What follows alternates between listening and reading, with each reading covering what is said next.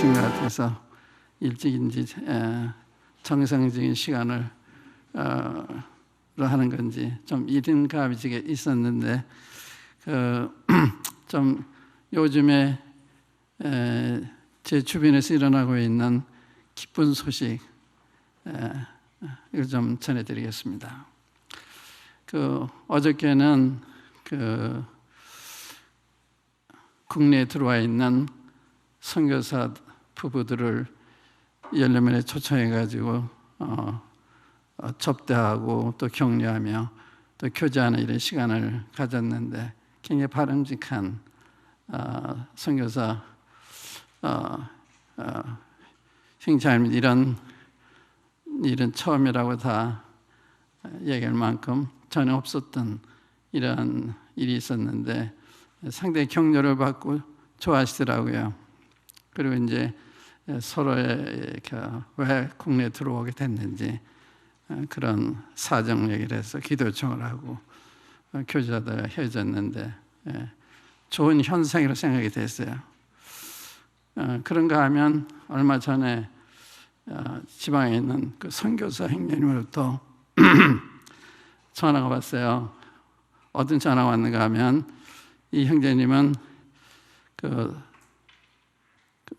전심사역자 미망인들을 몇 년 전부터 이렇게 후원하는 이런 일을 하시는 분인데 얼마 전에 저에게 전화해서 또 일꾼들 이게 사역자들 가정에 결손된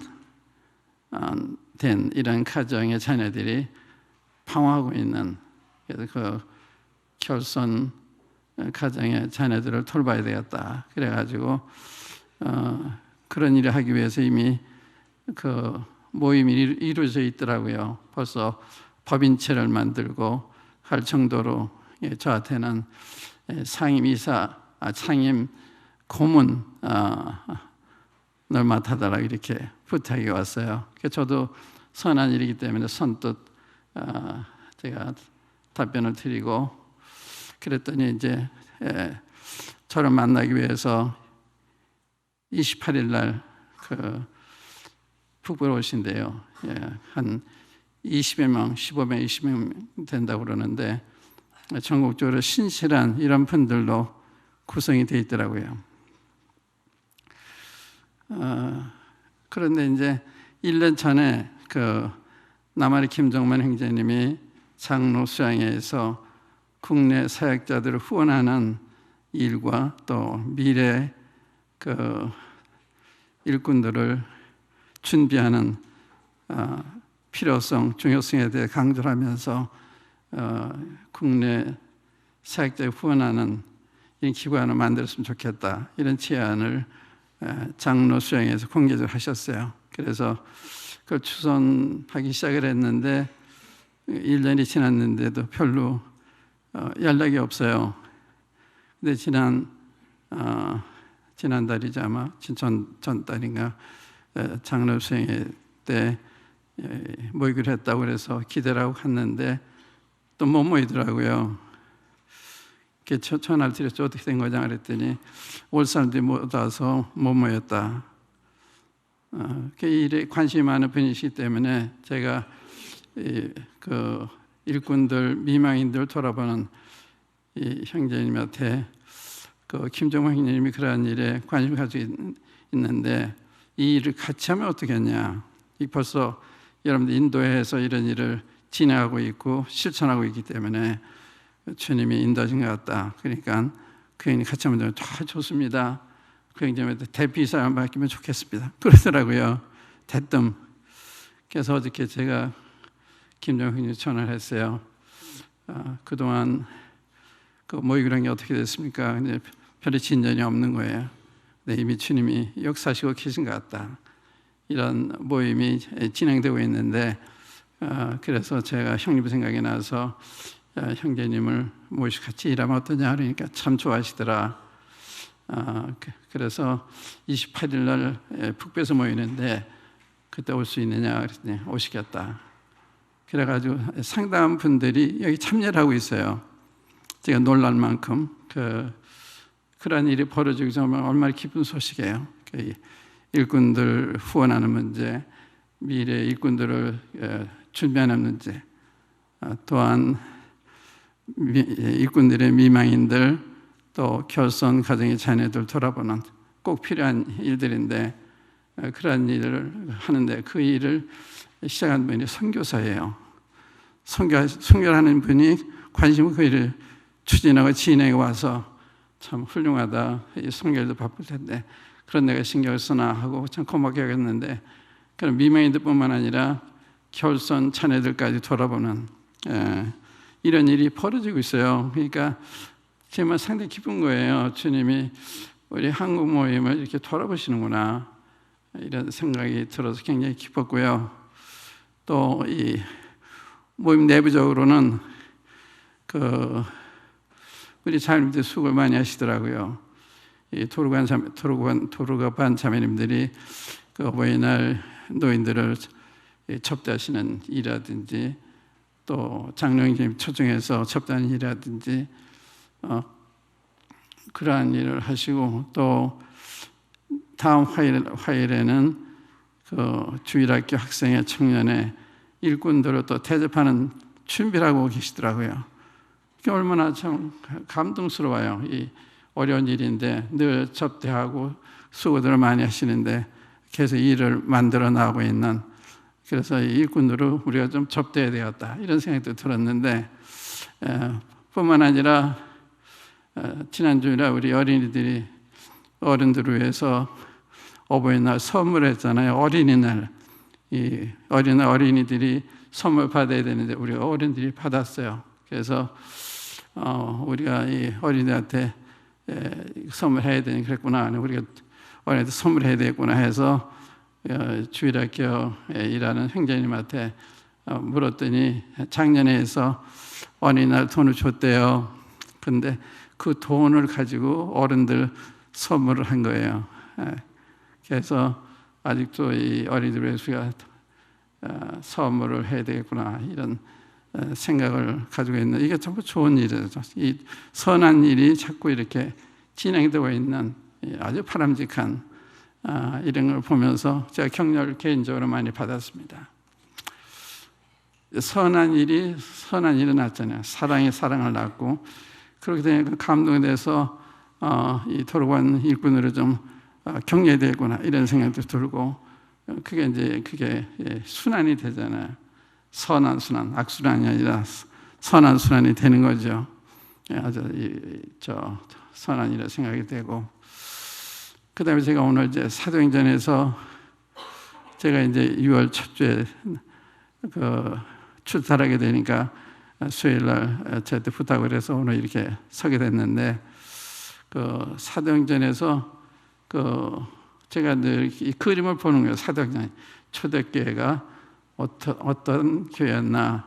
그래서 초대교회 보니까 성도들도 다르고, 교회도 다르고, 전도자들도 다르고, 회개하는 모습도 다르고, 집사들도 다르고, 다 다른 거예요. 그래서 지난 시간에 말씀드린 대로 이 사도행전을 거울 삼아서 내가 현재 성령이 충만한 이런 삶을 살고 있나, 그렇지 않으면 육신적인 삶을 살고 있나, 뭘 가지고 알아요? 성령이 충만하면 성령 열매를 보고 아는 거예요. 성령 열매는 사랑과 희락과 화평과 온유와 오래참과 양성과 절제와, 이런 게 성령 열매잖아요. 이걸 보고서 성령 안에 사는지 아닌지 아는 거예요. 본인이나 다른 사람이나. 사랑으로 행하는 사람, 성령 충만한 사람이에요. 사랑으로 행하지 않으면 성령 하는 게 아니에요. 그런 거, 그걸 확실히 아셔야 되거든요. 우리가 혹은 내가 성령 안에서 행하는지 육신적으로 행하는지, 그게 굉장히 중요한 거예요. 사도행전의 특징이 성령으로 거듭난 사람들이 예루살렘 교회를 구성하잖아요. 저들이 그날에 그 말을 받고 침례를 받으며 수가 3,000명이나 다하더라. 그분들이 회개하고 예수의 이름으로 침례를 받았을 때 죄사함과 성령을 받잖아요. 그래서 거듭난 사람은 죄사함 받은 사람이고 성령이 충만한 사람. 이 사람들이 구성된 성경에 말하는 교회예요. 거듭난 사람들로 구성된 모임, 이 교회거든요. 이런 성의 그 원형이에요, 원형. 그 원본이라고요. 성령을 말하는 교회는 어떤 거냐? 예루살렘 교회를 보면 그게 원본이에요. 그걸 보면서 우리 교회가 우리가 신약교회 성경대로 먹이려 노력하는 교회인데 어느 정도 따라가고 있나, 어느 정도 부정한 이런 걸 볼 수가 있거든요. 그래서 오늘은 이제 그런 걸 보면서 성령으로 말미암는 회개는 뭔가, 성령으로 말미암는 성도는 어떤 사람들인가, 그 사람 구성된 교회는 어떤 건가, 여러분들 아세요. 많이 성경 보셨으니까. 네, 그거. 그 다음에 이제 성령으로 말미암는 집사, 일꾼들은 어떤 사람들인가. 이제 이게 초점인데, 하나님의 교회는 성령님으로 말미암는 게 특징이에요. 성령 말미암는. 성령 말미암지 않으면 그건 정상적이 아닌 거예요. 그런 점에서 우리 자신을 보는 거. 근데 그거 없이 보면 혼합된 생각을 가지는 거죠.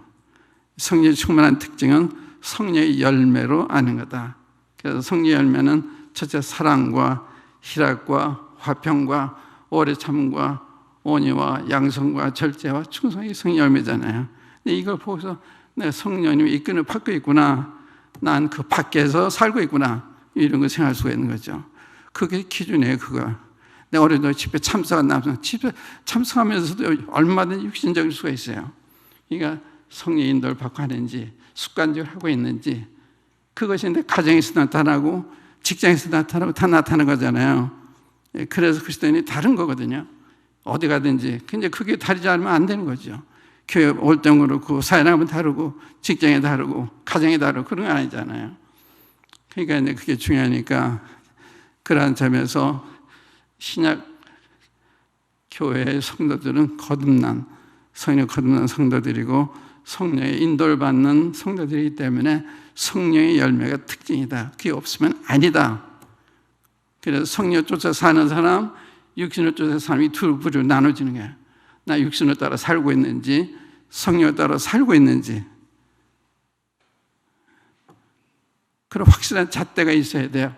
근데 그런 잣대가 없이 생각하니까 내가 좀 보완할 일이 있는데도 그걸 모를 수가 있거든요. 그걸 확실히 알아두세요. 그 성령이 충만한 삶, 성령이 인도하는 삶의 특징이 뭐냐? 성령의 열매. 그러니까 가정에서도 내 성령을 따라 남편하고 살고 있나, 아내하고 살고 있나, 이거 생각할 수가 있는 거예요. 내 육신적으로구나. 참 성령 내 마음에 이렇게 좋은 마음을 주시는구나. 제가 어저께인가 한 청년과 저녁 식사를 하면서 한데 이 청년이 간증을 해요. 이 청년이 간증을 하는데 이 게임에 빠져서 상당 오랜 기간 동안 중독이 돼가지고 그 교회 오다가도 그거 생각 나면 교회 안 가고 게임하러 가는 거예요. 그걸 다 고백을 하더라고요. 고백하면서 근데 언제부턴가 그게 싫어지는 거예요. 이 새로운 마음이 생기는 거예요. 그래가지고 점점 변화가 되고 있는 그 이면에는 이제 성도들의 기도와 또 이 가정 부모의 기도가 있었던 거죠. 기도 응답하셔서 그런 하신 건데 그런 거예요. 본인이 아는 거예요. 그 게임의 중독에 빠져서 이끌려 가는데 안 가려고 그러는데 자꾸 끌려가는 거예요. 게임이 생각이 나가지고 교회 오다가도. 그런데 그 마음이 점점 없어지고 새로워지는 거예요. 지금 그게 성령의 역사라 이거죠. 성령 역사하면 그러한 일이 벌어지고 내 마음이 새로워지는 거예요. 자기가 놀랄 만큼 그 형제 간증 가운데 내가 참 저 깊이 빠지는데 더 깊이 안 빠지게 잡아주시더라고요. 주님이 더 깊이 빠지지 않도록 그걸 느낀 거예요. 성도이기 때문에 주님이 보호하시는 거거든요. 그런 것처럼 성령의 역사는 확실한 거예요. 우리 회복하실 때든지 또 우리 직장 생활이든지 교회 생활이든지 가정 생활이든지 확실한 거다. 알아두시셨죠? 성령의 열매를 가지고 내가 성령 따라 행하는지 아닌지는 안다. 그거예요. 그 기준을 놓치시면 안 돼요.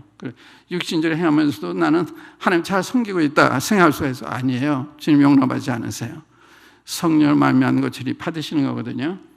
그러니까 우리 성도들의 생활 수준이 상당히 낮을 수 있는 거예요. 지금 전국적으로 참 괜찮다는 모임들이 있어요. 참 폰의 가정들이 있는데 이상한 일이 벌어지는 거예요. 우리 생각이 요도부터 온 거냐? 항상 생각하셔야 되는 거예요. 여러분들 생각을 편하기 전에 성령이 내게 주신 생각인지 육신에서 나온 건지 자기 이해관계에서 나온 건지 이게 많은 거예요. 이해관계, 그 육신이에요. 이해관계는 건 하나의 영광을 사는 거예요. 형제 유익에서 이게 성령의 인도만서의 특징입니다. 하나님의 영광, 형제 유익을 먼저 생각하는. 그렇지 않으니까 갈등이 왜 생겨요? 그런 생기는 자기 이해관계. 그래서 생기는 거거든요.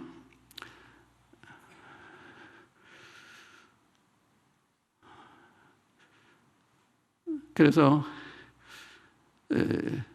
내 이 생각이 어디서 온 거냐 이거 생각해 보셔야 되고요. 또 전에 한 말씀인데 지금 반복하는 거예요. 또 이 마태복음 16절에 보면 주님께서 제자들한테 내가 예루살렘 올라가서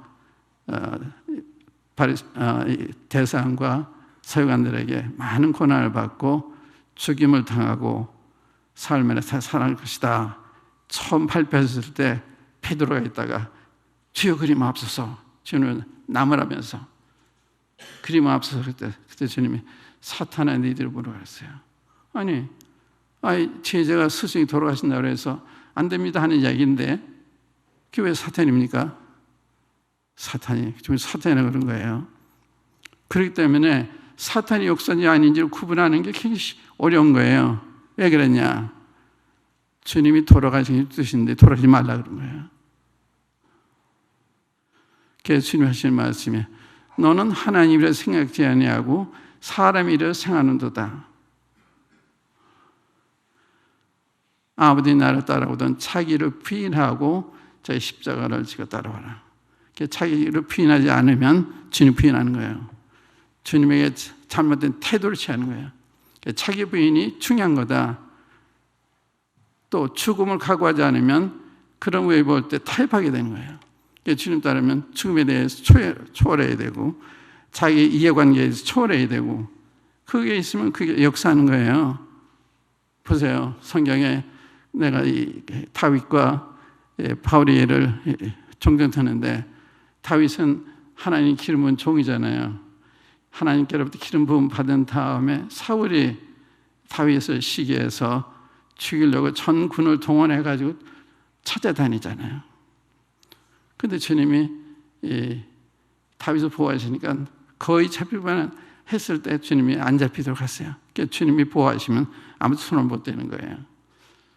근데 한 번은 다윗이 굴에 가서 숨어 있는데 사울이 그걸 모르고 들어와서 잠이 들었어요. 그러니까 주님이 붙였다 생각이 돼가지고 소매를 잘랐어요. 자기가 왕에 대해서 다른 사람이 드는 대로 그런 불순한 마음을 품고 있는 것이 아니다는 증명하기 위해서 그걸 잘랐어요. 그런 얼마나 두려워하는지 이 소매 자른 거 가지고 하나님 기름을 종한테 죄를 진 것 같아서 하나님께서 기름을 종에게 해하지 말라는 말씀이 있어요. 그분이 지금 사탄의 일을 하는 거예요. 하나님 기름은 다윗을 죽이러 다니는 거예요. 사탄이 하는데 다윗이 그걸 두려워한 거예요. 그 권력을 두려운 것이 아니라 하나님을 두려운 거예요. 왜 두려워했느냐? 하나님의 기름 분야에 두려워하지 말라 하는 말씀에서 하나님의 말씀 거역하는 게 되니까 그래서 손 안 대잖아요. 그게 양심입니다. 그게 하나님의 경연의 표시예요. 얼마든지 그게 무슨 하나님의 종이야 사탄이 종이지 이렇게 할 수 있게 그렇게 하는 거예요. 또 사도행 23도에 보면 바울이 유대인 공회 앞에 나타나서 내가 양심을 따라 조상부터 양심을 따라 하나님을 섬겼다 그러니까 대장 아나니아가 그 이야기 듣고 있다가 그 입을 치라고 그랬어요. 그러니까 바울이 휘칠한 무덤이요. 그러면서 나무라니까 옆에 있는 사람이 하나님이 대장인데 욕하느냐 그래요. 그러니까 바울이 그래요. 난 그분이 대장인지 몰랐습니다. 백성의 관원을 비방하지 말라 그랬습니다. 딱 그치잖아요. 그 사탄의 종이에요. 그런데 현직 관원이기 때문에 두려워한 거예요. 무슨 말인지 아시겠습니까? 하나님 말씀 그렇게 보는 거예요. 내 편이 되라는 게 아니에요. 저게 사탄의 종인데 그런 거 아니에요. 그래서 현직 대장이기 때문에 두려워한 거예요. 그게 양심이다. 뭐가 양심이냐? 하나님 말씀 두려워하는 거, 그게 양심이에요. 근데 내 마음대로 하는 게 내가 어떤 때는 어떤 말씀은 나한테 적용, 어떤 말씀 안 하고 아니에요. 모든 말씀 다 적용해야 되는 거예요. 주님 말씀에 율법 1.1핵이라도 천재가 없어지지 않는다. 하나님 1.1핵을 그렇게 중요시 여기시는 거예요. 그래서 하나님 말씀 전체를 경외하는 이것이 확립되잖아요. 언제든지 사탄의 도구가 될 수 있다. 얼마든지 잘못될 수 있다. 이런 말씀을 전제적으로 드리는 것입니다. 그러니까 성령이 충만한 성도는 어떠냐? 교인은 어떠냐? 일꾼은 어떠냐? 그런 점에서 좀 말씀 볼게요. 여러분들 아시는 거예요. 이제 사도행 2장 한번 열어보세요.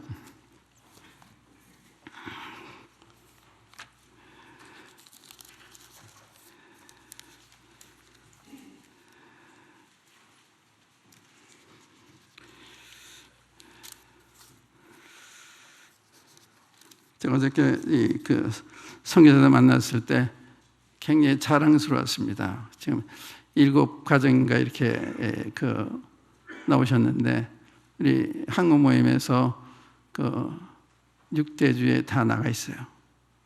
아프리카 또 유럽은 안 나가나요? 유럽 모르겠다. 중동에 또 중국에 또 이 남미에 호주에 거의 다 나가 있어요. 그래서 여러분들은 세계를 대표해서 모이셨습니다. 그게 자랑스럽습니다. 그런 느낌이 드는 이야기를 들으면서 지금 대한민국은 지금은 이렇게 세계적으로 이름이 난 나라지만 150년 전 선교사가 들어올 쯤에는 대한민국이 어디에 있는지 이름 없는 나라, 무명한 나라, 존재가 알리지 않는 나라. 그래서 구미의 교회들이 중국과 일본에 선교사 보내는데 한국에 안 보내. 한국인 그런 나라에 있는 줄 모르니까 그렇게 무명한 나라였어요. 또 작은 나라고. 그런데 여기에서 주님이 복음을 전해가지고 일꾼들을 불러서 지금 세계를 내버리셨잖아요. 이 조그만 나라에. 보면 기적 중에 기적이잖아요. 이 한국 성도를 사용하셔서 세계 만방에 나가서 복음을 전하는. 얼마나 자랑스러워요. 그런 일을 주님이 하셨잖아요. 하고 계시잖아요. 그러니까 이제 그런 말씀을 드렸는데 그게 사도행 1장 8절에 오직 성령 나에게 임하시면 내가 권능을 받고 예루살렘과 온 유대와 사마리아 땅끝까지 이런 내 증인이 되리라. 이 말씀이 실현이 된 거예요. 그냥 된 게 아니에요. 성령이 임하시면 권능을 받고 땅까지 이런 증인이라. 그래서 아시아에서 시작된 이것이 유럽으로 해서 또 미국으로 해서 또 남미 또 호주, 뉴질랜드, 아프리카 해서 이 아시아까지 왔잖아요. 그런데 오늘 가만히 생각하니까 그 선교에 있어서 10, 40 창이라고 있어요. 1040 그 윈도우라고 그러는데 그 위도의 10도에서 40도 사이에 낀 나라들, 그게 이제 중국, 인도, 또 불교, 태국이나 불교 나라. 그러니까 힌두교권, 이슬람권, 또 불교권, 이게 마지막 미선교지인데 거기 다 가 있잖아요. 태국도 가 있고 인도도 가 있고 또 지금 중동에도 다 가 있고, 그러니까 사실상 땅끝까지 복음이 전파이 되고 있는 거예요. 그래서 생각하니까 굉장히 놀라운 거고, 야 실제로 땅까지 되고 있구나 생각이 든 거예요. 땅까지. 거기에 이미 우리 성교들이 나가 있잖아요. 얼마나 놀라운 일이에요. 그러니까 이런 놀라운 일이 우리 한국 성도들을 통해서, 한국 교회를 통해서 되어지고 있잖아요. 그래서 그 선교사님을 봤을 때 참 여러분들이 자랑스럽습니다. 이런 제 마음의 고백을 드리게 됐는데, 그러니까 사도행전이 그거예요. 그 말씀이 전개된 게 사도행전이고 교회 역사예요. 한반도까지 이런 거예요. 이 사도행전 1장 8절의 말씀이 전개된 거예요. 그런데 이 사도행전 2장이나 예루살렘 교회의 본질이나 지금 한반도에 이루어진 우리 모임의 본질 똑같은 거예요. 한 성령에 의해서 거듭난 성도들의 모임이니까 본질은 같아요. 그런데 외형에 있어 많이 변질이 돼. 외형에 있어서 우리는 이제 형식이 더 많고 내용이 부족한 그런 차이. 그러니까 겉으로 보면 다른 게 없는데 능력이나 사랑 면에서는 상당히 떨어지죠. 저는 우리 먼저 세대인 동신의 그 노예님들을 만나뵌 적이 있습니다. 그 1960년대 초에 그분들하고 교제를 했는데 보통 분들이 아니에요. 우리는 그분들의 반도 못 따라가요. 그 인격이나 믿음이나 그렇게 경고 흔들림이 없어요. 흔들림이. 아주 긍지도 대단하고 그 하나님 말씀이니까. 요즘은 그게 좀 약해진 이런 걸 이제 볼 수가 있는데, 성령으로 말미암는 교회, 우리 사도행전을 보면 우선 성도 먼저 볼게요.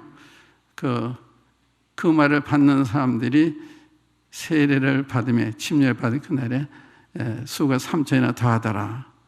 120명에다 3,000명이 더한 거예요. 3,120명이 된 거죠. 그때 뭐 했냐? 침례 받았다는 말은요, 뭐가 하던가 하면 이스라엘 민족이 합동해서 주 십자가 못 박았잖아요. 그래서 이 성령께서 예루살렘에 복음 듣는 사람들한테 너희가 회개하여 각각 예수의 이름으로 세례를 받으라. 그러면 제사함 받고 성령 선물로 받으리니. 그래서 세례 받는 게 보통 일이 아니었어요. 제 가족을 배반하는 일이고 자기 민족을 배반하는 일이고 보통 일이 아니죠. 그러니까 믿음이 확실하지 않고는 그렇게 할 수가 없는 거예요. 사회적으로 완전히 분리되는 거니까. 그러니까 침례 자체가 그런 거였다. 그냥 형식을 따르는 게 아니라. 그래서 이 러시아 같은 데서는 영하 24도 이렇게 될 때 강에 가서 얼어붙은 데 깨가지고 침례를 받고, 또 산속에서 이 서방에서 믿는 사람들 오면 거기서 말씀 듣는데 2시간, 3시간 추운 데서 듣고, 전 모스크바에 가서 그때가 1994년 아마 그럴 거예요. 모스크바 갔는데 그때 그 생활이 굉장히 어려울 때죠, 거기가. 그러니까 예배당에 갔는데 의자가 없어요. 그냥 버럭코에다가 널판지 깔아놓고 위에 앉아 있는 정도. 또 가정에서 보면 의자 몇 개 있는데 그건 어린애랑 노인들하고 나머지 다 서 계세요. 그리고 교회 오시는 그분들이 와서 무슨 잡담하는 게 아니라 한쪽에 앉아서 기도하고 묵상하는 거예요. 그래서 제가 영국과 스코틀랜드, 아일랜드 다녀갔거든요. 거기 비교하니까 여기는 고무줄이 상당히 느슨해진 거예요. 여기는 탄탄한 거예요. 그런 차이. 믿음이 아주 탄탄한 고무줄이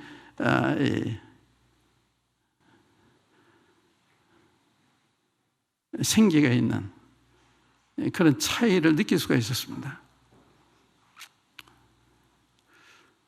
그래서 여기 예루살렘 교회를 보면 침례 받은 사람들이 그런 마음으로 침례 받았다. 이걸 알 수가 있고요. 그때 그들이 뭐 했냐? 침례 받은 다음에 사도의 가르침을 받아 서로 교제하며 떡을 떼며 기도를 전혀 힘썼다. 전혀 힘썼다는데 주목을 해봤어요. 전혀 힘썼단 말은 어떤 일이 있어도 그 시간 안 뺏기는 거예요. 성공하는 시간, 사도들한테 성공하는 시간 안 뺏기는 거예요. 또 교제하는 시간, 떠긋대는 시간, 그걸 안 뺏기는 거예요. 그게 너무 소중한 거예요. 근데 요즘은 건듯하면 주일 빠지고 우리 집안에 있어서 그런 거 아니에요. 성령 충만한 사람의 태도가 아니에요. 성령 충만한 사람은 아버지와 관계된 일을 뒤로 미룰 수가 없어요. 그게 최고예요. 그게 주님은 너희 마음을 다 뜻을 다하고 목숨을 다 주 너희 하나님을 사랑하라. 이게 그 첫째 계명이다. 전적으로 사랑을 주님 원하, 절대 사랑을 주님 원하신 거예요. 근데 우리는 적당히, 신앙 그런 게 아니에요. 그 최소한 그걸 알아야 내가 잘못하는 것도 알잖아요. 그러니까 우리 생각대로 신앙생활 하는 거예요. 교회 나올 수면 나오고 못 나오면 못 나오고. 교회 빠진 내게 무슨 의미인지 아세요? 성리하시는 말씀을 놓치는 거예요. 그래서 주님이 부활날 저녁에 다락방에 모였을 때 주님 오시죠. 그때 가룟 유다가 없었어요. 다른 사람 주님 보고 다 기뻐하는데 가룟 유다는 나 못 믿겠다. 실제로 내가 만져보기 전 못 믿겠다 그러잖아요. 마음이 강팍해 있잖아요. 그러니까 집회 하나 그런 거예요. 이게 인간적인 집회가 아니에요. 이게 모이면 성령께서 그때 필요한 말씀을 이렇게 주시는 거거든요. 그거 놓치면 평생 내가 불행해질 수도 있어요. 또 그날 말씀을 들으면 평생 내 생이 변할 수도 있어요. 어저께 그 선교사 부인 가운데 한 분이 저한테 다가오더니 제가 중국에 갔을 때 애들이 하도 방황하고 그래서 돌아오려고 그랬습니다. 그때 형제님한테 얘기하니까 돌아가야 되지 않느냐 얘기했을 때 그 이야기는 사탄이 듣기 원하는 말씀입니다. 그 이야기의 힘으로서 돌아오려 하는 생각을 접은 것이 오늘날 이 축복이 됐다. 그 생각이 났다는 거예요. 그래가지고 그 방황하던 애들이 지금은 잘 돼가지고 주님 증거하고 애들이 변한 거예요. 주님 축복하신 거예요. 그러니까 그 한마디가 그 사람들 건졌잖아요. 한마디가. 그러니까 강대일 전에 한마디가 여러분들 일상을 변화시킬 수가 있어요. 또 실수해서 여러분들 보여줄 수가 있어요. 이게 강단이거든요. 강단에 빠지면 안 되는 거예요. 수혈이든지 죄리든지. 근데 그걸 내 기분 내 마음대로 결정하는 그런 게 아니에요. 신앙생활은. 근데 그런 게 전부 연약해진 거예요. 연약해진 거. 그렇기 때문에 집회를 절대로 생각하셔야 되고 예배는 물론이와 주님 말씀은 절대적이에요. 너그 서로 사랑해라. 내가 너를 사랑해도 서로 사랑해라. 이게 절대적인 거예요. 근데 우리 그렇게 생각해요? 적당히 생각하죠. 그런 거 아니에요. 그러니까 여기 전혀 힘썼다는 말은 무슨 일이 있어도 계속했다. 그 말에 영어에 보면 continue steadfastly 이렇게 되어 있어요. 사도의 가르치는 받는 일에 전혀 힘을 썼다. 교제하는 일에 전혀 힘을 썼다. 또 그때 기도하는 일에 전혀 힘을 썼다. 이 열정, 열심 이게 다르던 거예요. 왜 주일을 오는데 딴 날을 못 와요? 그게 문제잖아요. 저희 구역에 잘 못 나온, 몸이 아파서 못 나오신 분들 계세요. 이해되겠죠? 이제 그런 가정인데, 주일날 그 구역에 대한 얘기에서 감동을 받으셨는지 그분들이 구역을 초청을 했어요.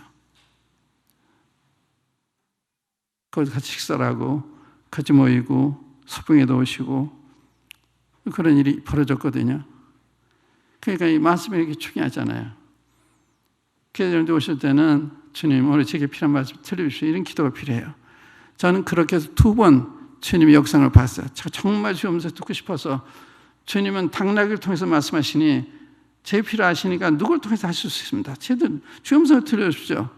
그날 저녁에 주일학교 교사가 올라가서 얘기하는데 그게 성령의 음성이라 저한테 필요한 말씀 하신 거예요. 이 강단은 듣는 사람들의 소원을 따라도 움직이는 거예요. 이 강단이 중요한 거다. 거기서 드셔야 되고 이 설교 여러분들이 판단을 그런 거 아니에요. 이 설교는 하나님과 증거되는 거니까 전화해서 혹시 부족하더라도 말씀 있잖아요. 그거 받으시면 돼요. 다 축복이 될 수가 있어요. 근데 그걸 누구 말씀 어떻다 그러면 안 돼요. 그건 그 사람의 책임이지만 하나님 말씀이 인용이 되잖아요. 그 말씀 받으면 그 자체가 굉장을 받은 거예요. 그 다음에 사람마다 두려워하는데 사람마다 everyone 두려워했다. 하나님이 경했단 말이에요. 그러니까 성령 충만한 교회의 모습은 하나님의 경외하는, 말을 함부로 하는 게 아니죠. 또 제 물건을 제 것이라 하지 아니하고 필요를 따라 나눠주고 즐거운 마음으로 날마다 모여서 식사하고 기쁨과 순전한 마음으로 음식을 먹고 하나님을 찬미하니 하나님께서 구원받는 사람들은 날마다 더하셨다. 이런 일이 벌어지는 게 정상이거든요. 근데 우리는 그런 게 비교도 많이 멀어져 있잖아요. 날반의 구원 역사가 일어나야 되는 거예요. 근데 이 구원 역사라는 게 천도만에서 되는 게 아니에요. 교회가 건강하면 아무 얘기하지 않아도 성도들이 와서 메시지 듣는 거예요. 저 그런 거 봤습니다. 예배 시간에 회개한 거 봤어요. 믿지 않는 사람이. 그러니까 주님이 모이는 가운데 함께 하시잖아요. 그걸 믿지 않는 사람이 보는 거예요. 거기서 회개를 하게 되는 거예요. 그러니까 주님 역사하시면 우리가 이제 충만할 때는 죄인들이 와서 그걸 보는 거예요. 회개하게 되는 것입니다. 그러한 것이 초대교회 성도들의 모습이고 교회의 모습이었습니다. 그러니까 얼마나 풍성했어요. 3천 이상 세는데 사도의 가르침을 받기 위해서 모였다. 사도도 누구예요? 사도는 학문 없는 평범한 사람들입니다. 그런데 그분들의 말씀 듣고자 그렇게 모인 거예요. 왜? 그 사람 본 게 아니라 그들을 통해 역사하시는 성령을 본 거예요. 근데 그분들을 경외하게 되고 존중하게 되고 그분을 통해 나오는 말씀 듣고자 하게 되고 그렇게 된 거거든요. 이제 일꾼에 대한 말씀 드릴게요. 이제 3장에 보면 베드로 요한이 제90기도 시간에 기도하기 위해서 성전에 올라가잖아요.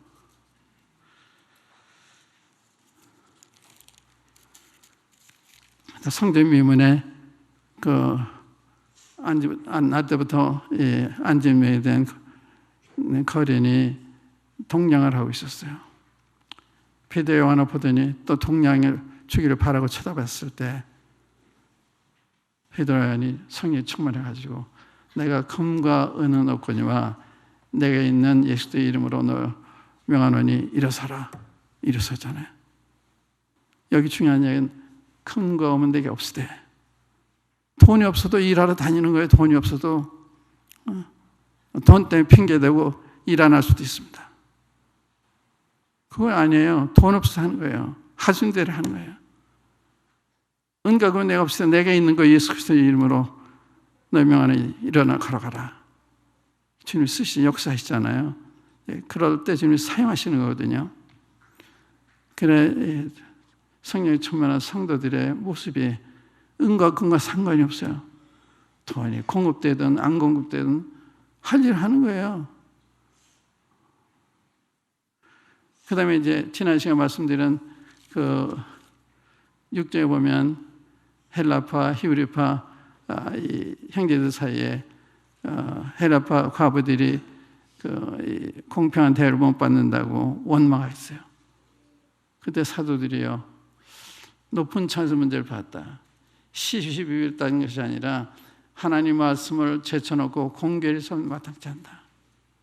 그러니까 여러분들 가운데서 성령과 지혜가 충만하고 칭찬해서 일곱 택하라. 우리가 그들에게 맡기고 우리는 기도하는 그 말씀을 전무하겠다. 이게 무슨 뜻이에요? 이 사도들이 자기 본업에 대한 본 사명에 대한 등한하고 있던 거예요. 그럼 부득이해서 이렇게 했죠. 이 과부를 돌아봐야 되니까. 그래서 이런 일을 이 집사들이 맡게 되었구나. 그래서 여러분들 가운데서 성령의 지혜가 충만하고 칭찬 일곱을 택하라. 근데 여기 놀라운 게요. 일곱을 택하라 때 즉각 택했어요. 준비된 사람들이 있었던 거예요. 7명 이상. 여기 일곱을 택했는데 다 성령의 지혜와 충만한 칭찬받는, 이걸 한번 생각해 보세요. 성령이 충만한 게 뭐예요? 성령의 열매, 인격적으로 참 훌륭한 사람, 인격적으로 온유하고 겸손하고 충성되고 생각하는 게 육신적이지 않고 이타적이고 이게 성이 충만한 거 아니에요. 지혜는 뭐예요? 능력의 지혜는 일 처리하는데 능력에 잘 처리하는 거예요. 이것이 집사의 자기 일부거든요. 성령의 지혜가 지혜 충만한, 하나님 말씀이 충만한 거예요. 하나님 말씀 충만한 가운데 성령 안에서 행할 때 그때 필요한 지혜를 주시는 거예요. 그게 집사예요. 그러니 당연히 칭찬받죠. 존경을 받죠. 그게 이 성령의 마음에 하면 교회 집사들의 모습이었다. 그 얘기하는 거예요. 아무도 우리 가운데 거기에 나는 해당된다, 나는 차이 있다, 그런 사람은 없어요. 그러나 그 기준을 알고 있어야 되잖아요. 그 기준에 맞추려고 노력하는 거 아니에요. 이제 그게 중요해요. 그런데 거기에서 이제 7사람을 택했는데 그 다 성령이 제일 충만한 사람이라.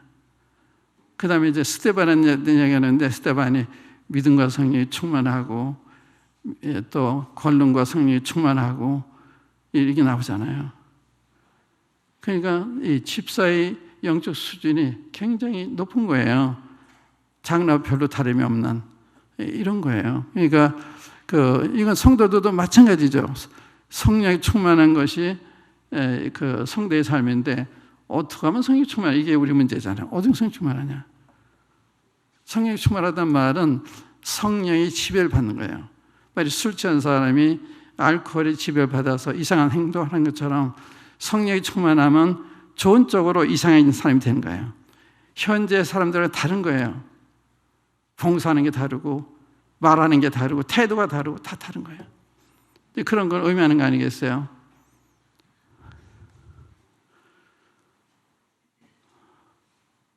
그런 사람들이 준비되어 있었다. 이게 놀라운 거죠. 성도들이 전부 성령을 따라 행하는 경건한 이런 사람들이었거든요. 그러니까 이 말씀을 읽고 기도하는 가운데 그런 사람이 되는 거예요.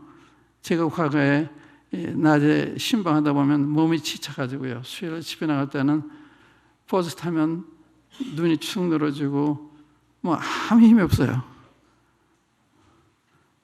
그래서 수요일 집에 가서 말씀 듣고 올 때는 힘이 생겨요. 성령이 충만해진 거예요. 갈 때는 힘이 하나도 없었는데 말씀 듣고 나니 힘이 생긴 거예요. 전달 힘도 생기고 그전에는 전달하고 싶어도 안 되는 거예요. 심신이 다 약해 있으니까. 성령이 충만해 그렇더라고요. 말씀을 들으면 성령의 지배를 받게 되고 말씀을 읽으면 성령의 지배를 받게 되는 거예요.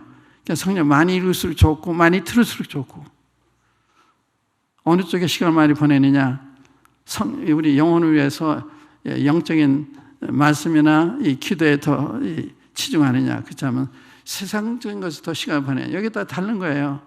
성경 안 읽고 텔레비나 보고 이렇게 되면 당연히 약해지죠. 세상에 더 가까이 왔으니까. 그러니까 이것이 이렇게 되는 거예요. 주님을 사랑하면 세상이 멀어지고 세상을 사랑하면 주님이 멀어지고 원래 그런 거예요. 마음은 하나니까. 성령과 이 세상과 주님과 같이 섬길 수 있는 게 아니에요.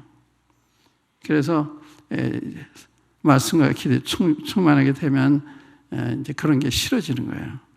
세상과 관계된 게 싫어지는 맛이 없어지는 거예요. 담배 피던 사람이 담배 한 게 싫어지는 거예요.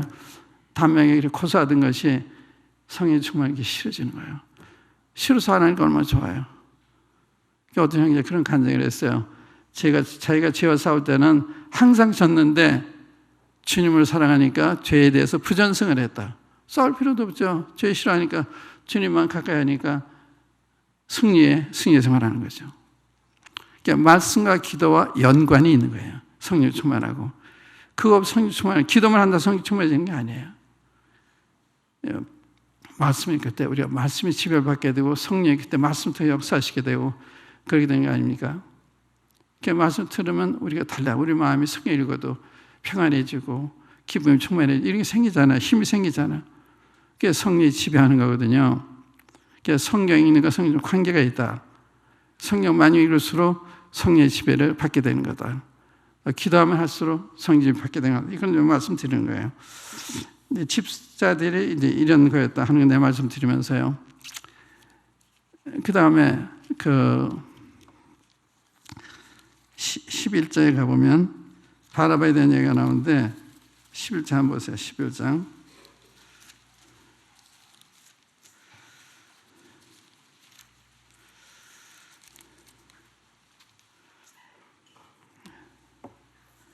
(11장)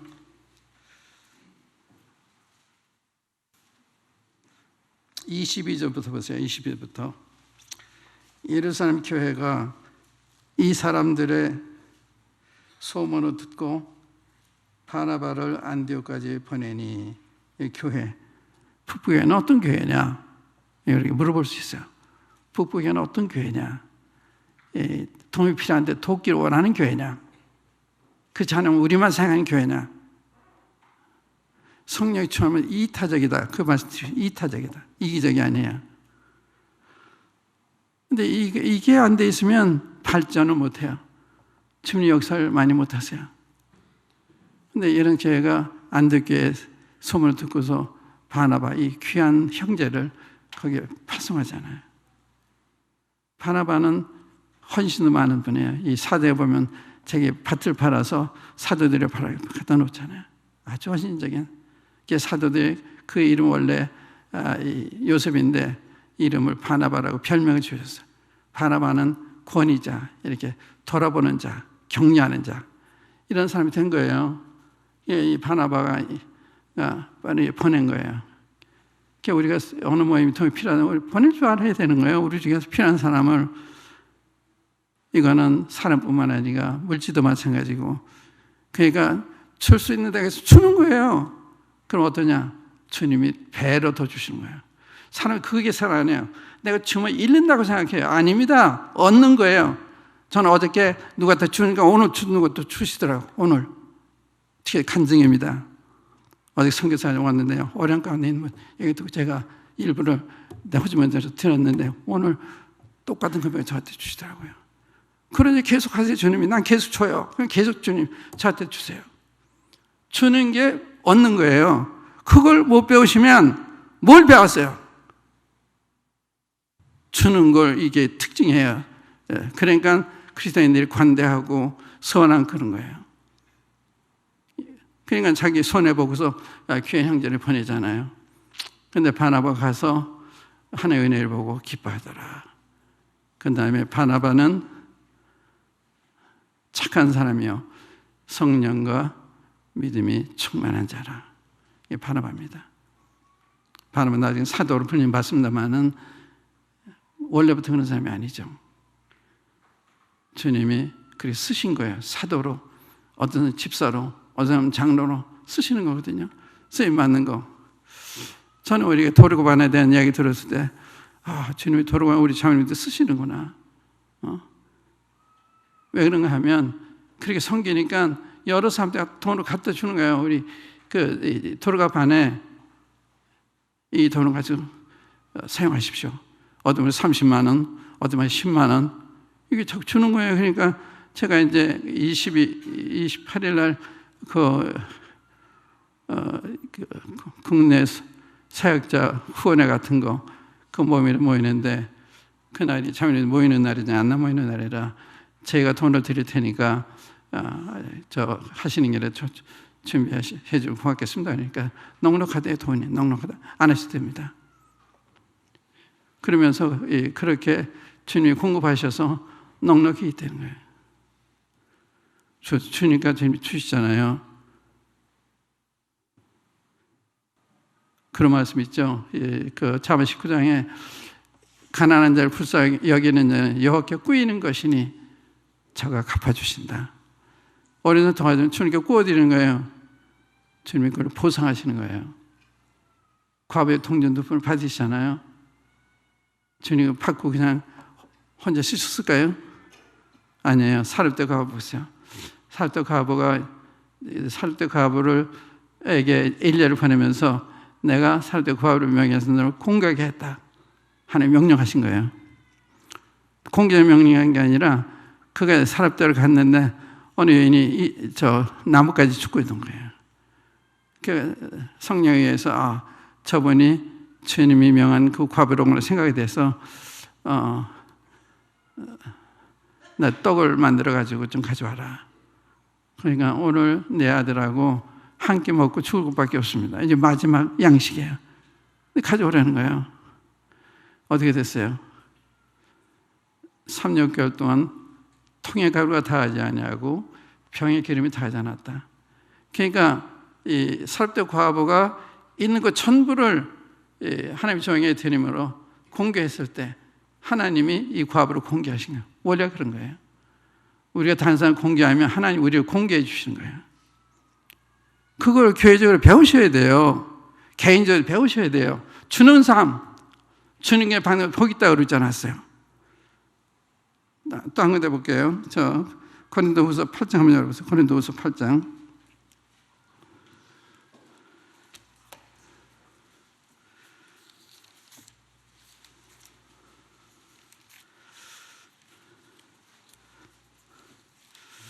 우리 사정을 보고 주님 섬기는 게 아니에요. 주님의 필요를 보고서 어떤 때는 우리 전부를 드려야 되고, 제 경험이 있습니다. 전에 그 강태형 형님 조카가 그 운전사고로 세월호주머니 입원했는데 제가 찾아가는데 제 호주머니에 오늘날만 한 5만 원 정도 밖에 없는 거예요. 이것밖에 없는데 빈손갈 수는 없고, 그래서 그걸 줘야 되나 안 줘야 되나 하다가 저는 또 결정을 했어요. 그게 전부를 드린 거예요. 그런데 엠마에서 어느 저 찬날을 가보니까 거기에 10배 가까운 게 선물이 와 있었어요. 보세요. 제가 일부러 드리고 여러 배를 받았잖아요. 그러니 주님이 하시는 거예요. 그런데 그걸 해봐야 그런 경험 하잖아요. 아끼면 못하는 거예요. 할 때 주님이 보상하시는 거예요. 나는 주고 주님은 날 공개하시고 이렇게 되는 거거든요. 그래서 조지 뮬러가 60년 동안 2,000명 이상 되는 그 아들을 순전히 기도로서 먹이는데 다음 끼가 없었다. 한두 번이 아닌데 한 번도 굶은 적이 없다. 그분이 간증이에요. 하나님이 살아계신 거죠. 여기 이제 여러분들이 오늘 저기 가셔서 열왕기상 10절 읽어보시면 내가 까마귀를 명해서 너를 공격했다. 나를 사렙대 과부를 명해서 너를 공격했다. 하나님 다 명령하시는 거예요. 까마귀를 통해서 하시고 과부를 통해서 하시고 이런 거를 아셔야 여러분들이 헌신하잖아요. 헌신할 때 주님 정말 보상하시는구나. 그게 헌신하는 거예요. 그래서 헌신해서 헌신하게 되지만 안 하는 사람은 못해요. 잃는다고 생각하니까. 그러면 자기 있는 것도 뺏겨요. 아세요? 근데 아낀다가 내 것이 되는 게 아니에요. 주님이 가져가세요. 그 손해죠. 뒤로 쓰면 좋은데.